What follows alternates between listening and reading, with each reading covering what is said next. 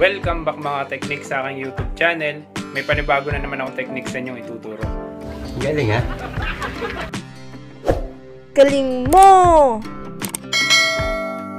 Ngayon mga technique, magpapalit tayo ng LCD ng Realme 5 Pro. Nabili natin siya mga technique ng 1K. Kaya mga technique, tapusin nyo itong video kasi sasabihin ko din kung magkano yung LCD at kung magkano ang inabot itong Realme 5 Pro na papalitan nating LCD. Ito na mga technique, simulan na natin. A few minutes later. Ito na mga ka-technique yung ating papalitan ng LCD na Realme 5 Pro. Ang spec niya mga technique ay 8128 siya. Anong nangyari dito mga technique? Nabasa siya ng gasolina. Buhayin natin.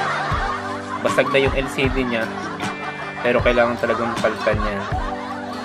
Natatouch pa naman siya mga technique kaso ano siya yung meron na siyang mga parang amag-amag sa loob gawa ng gasolina. Bali lininis natin, talagang papalitan na yung LCD. Bali mga technique, nabili natin siya, hindi siya nabubuhay. Una kong ginawa, lininis ko muna yung board bago trinay natin. Gumana naman mga technique yung LCD niya. May password lang siya. Galing mo! Ngayon mga technique, ang gagawin natin, papalitan na natin siya ng buong LCD. Nga pala mga technique, nabili natin siya ng 1K. Realme 5 Pro. Una mga technique, tanggalin na muna natin itong kanyang back cover, SIM tray. Ito mga technique, nakalas ko na yung tornilyo. Pagkalas ng back cover, ito yung mga tornilyo niya. Bali mga technique, pag nagamitan nyo ng blower dito sa gilid, susungkitin nyo lang siya dito sa gilid. Yan. Para hindi magasgasan yung kanyang back housing. Bago papaikot nyo lang ganyan. Yan. Yan mga technique, makikita nyo wala na siyang tornilyo kasi nga nilinis natin yan nung nakaraan. Pagka tatanggalin nyo itong mga technique, itong kanyang bezel frame, dito kayo magsisimula sa may lagay ng SIM tray para madali nyo masikwat. Kaya mga technique, tapusin nyo itong video kasi sasabihin ko kung magkano yung LCD nito.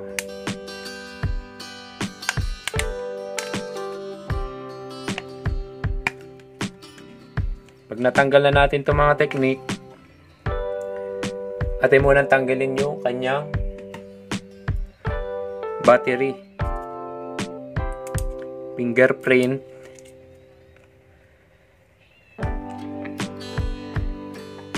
tsaka itong kanyang pinaka-flex dito papuntang charger board. Yan, tanggalin nyo na din dito mga technique para hindi kayo mahirapan pag tanggal ng battery. Ilahin natin dito. Medyo dahan-dahan na kayo mga technique kasi baka mapabigla kayo mapunit itong pinaka-flex dito. Medyo ibaba na natin.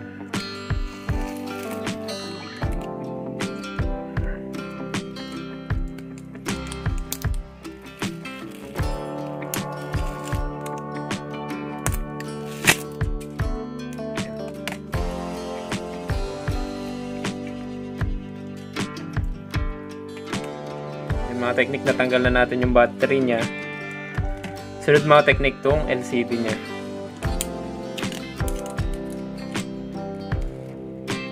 Tulak lang natin dito. Tulak natin dito. Hindi na natin gagamitan ng blower para mabilis na lang natin video. Yan. Bago pa ikot.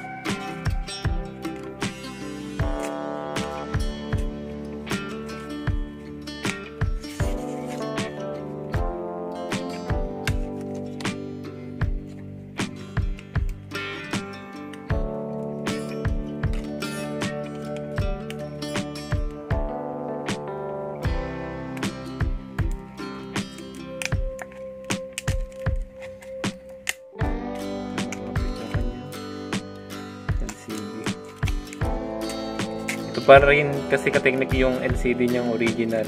Ngayon pa lang siya papalitan ng LCD. Kaya kahit nabasa sa ng gasolina, nilinis natin, gumagana pa, yun nga lang. Ano siya?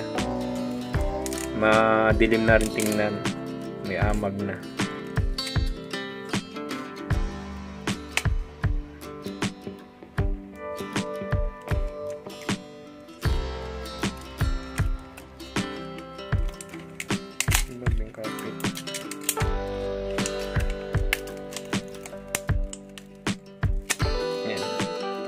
mga technique yung kanyang LCD. Tabi lang natin.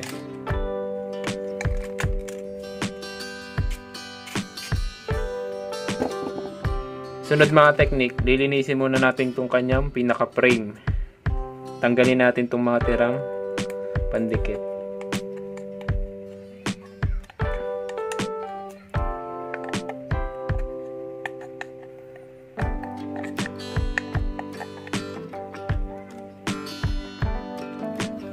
Ito na mga technique, nalinisan na natin itong kanyang pinaka-frame.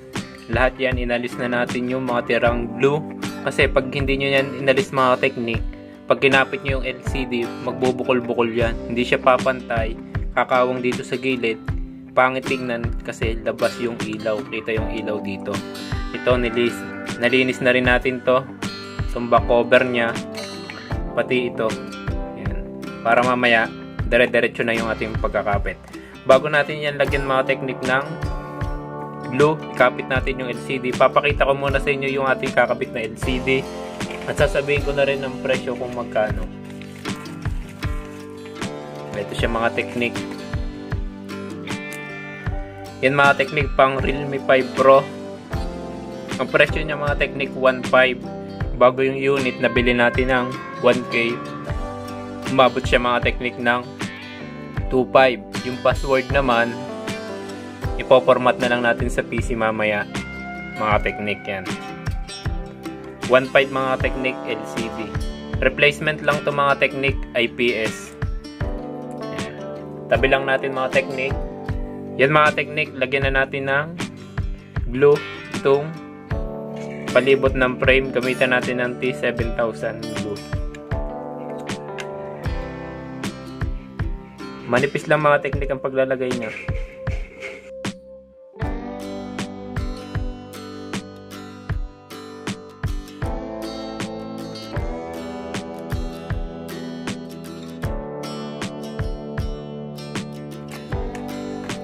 Yan mga technique, nilagyan na natin yung buong T7000 yung frame niya. Pwede na natin kapit yung LCD. Medyo tanggalin lang natin yung napasobra para hindi siya magbukol-bukol.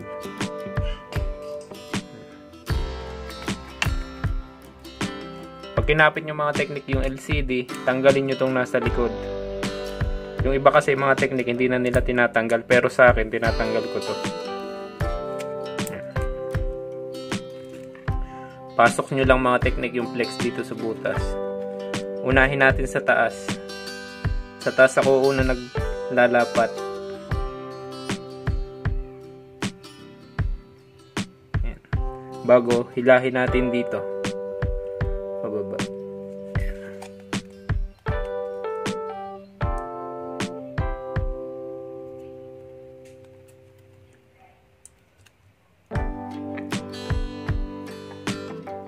Pag nakapit na natin mga technique, lagyan na natin itong pinaka flex nya dito.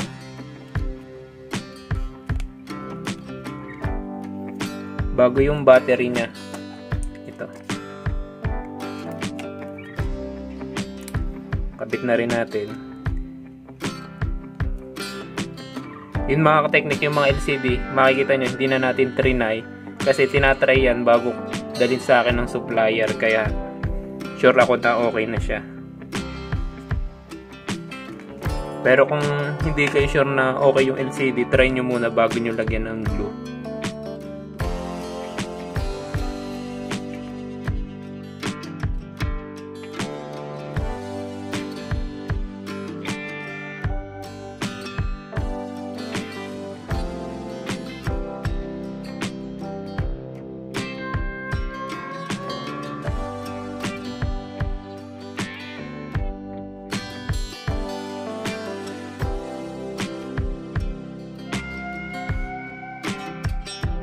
Yan mga technique, nakabit na natin yung lahat na tornilyo. Ngayon, gagamitin naman natin glue ay B7000. Yung kanina, T7000. Ito, pang back cover, B7000. Pwede din to sa LCD pang kapit.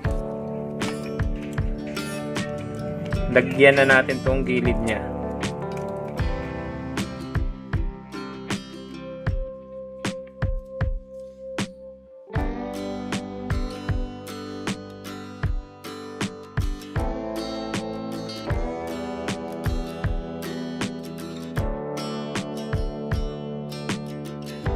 Yan mga technique, nalagyan na natin to ng B7000 glue, pwede na natin kapit.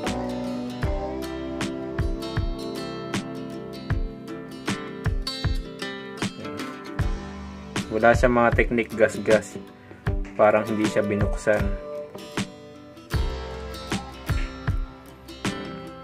Nasa tamang proseso lang mga technique para di magasgasan yung ating ating back cover. Yan mga technique, pagka naikapit nyo na yan, lalagyan nyo muna ng tape kasi hindi pa masyadong makapit yung LCD para hindi siya kumawang. 20 to 30 minutes, pwede nyo siyang tanggalin. Bago nyo lagyan mga technique ng tape, papantayin nyo muna dito sa gilid. Minsan kasi hindi siya masyadong fit. Para nangyayari pagka hinatak nyo dito sa kabila, dito kawang, dito sagad na sagad. Kaya dapat pantay lang. Tsaka huwag masyadong mahigpit yung paglalagay ninyo. Pagka sobrang higpit, namumuti yung LCD sa gilid. Kumbaga para siyang natutuunan masyado. Mamaya pwede na natin itong tanggalin pag mga naka 30 minutes. Pag nalagyan natin mga technique ng tape, bubuhayin natin. Pasisilip ko sa inyo.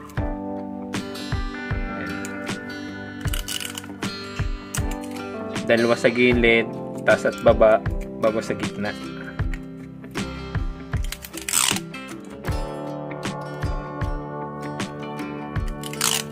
Lagyan natin dito sa baba.